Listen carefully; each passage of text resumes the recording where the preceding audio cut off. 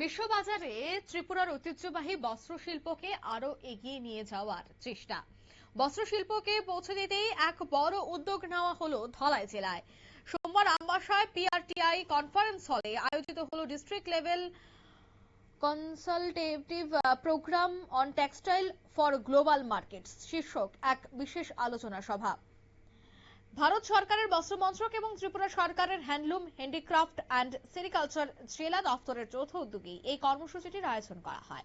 অনুষ্ঠানের মূল লক্ষ্য হচ্ছে 2030 সালের মধ্যে ভারতে 100 বিলিয়ন মার্কিন ডলারের টেক্সটাইল রপ্তানির যে ভিশন স্বপ্ন রয়েছে তাতে রাজ্যের নিজস্ব রোড ম্যাপ তৈরি করা এবং স্থানীয় শিল্পকে বিশ্বমানের করে গড়ে তোলা। কি উঠে আসছে বিস্তারিত শোনাবো।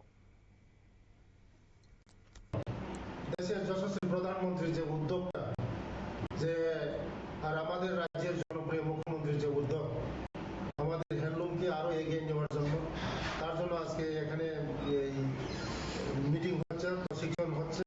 আগামী দিন হ্যান্ডলুমকে আরো উন্নতি করার জন্য এবং আগামী দিন আমাদের অর্থনীতি, গ্রামীণ অর্থনীতিকে, আমাদের রাজ্যের অর্থনীতিকে বিকশিত ত্রিপুরা করার জন্য, এক ত্রিপুরা শ্রেষ্ঠ ত্রিপুরা করার জন্য আমাদের যে মোদীজির লক্ষ্য, এটাকে আমরা সামনে রেখে আমাদের আজকে এখানে প্রশিক্ষণ হচ্ছে। আগামী দিন আমাদের যে এখানের যারা বেনিফিশিয়ারি তারা বেনিফিট পাবেন এবং সেরিকালচারের মাধ্যমে আমাদের আগামী দিন অর্থনীতিকে চাঙ্গা করা হবে।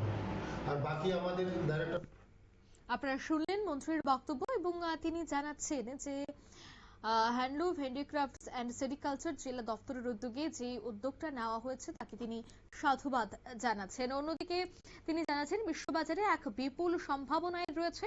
এই জেলা স্তরের আলোচনা সভায় স্থানীয় উদ্যোক্তারা এবং কারিগরদের আন্তর্জাতিক বাজারের চাহিদা অনুযায়ী উন্নত মানের টেক্সটাইল পণ্য উৎপাদন এবং রপ্তানির বিভিন্ন দিক দিয়ে আলোচনা হয়। নিয়ে নিচ্ছি ছোট্ট একটি বিজ্ঞাপন বিরতি, সঙ্গে থাকুন।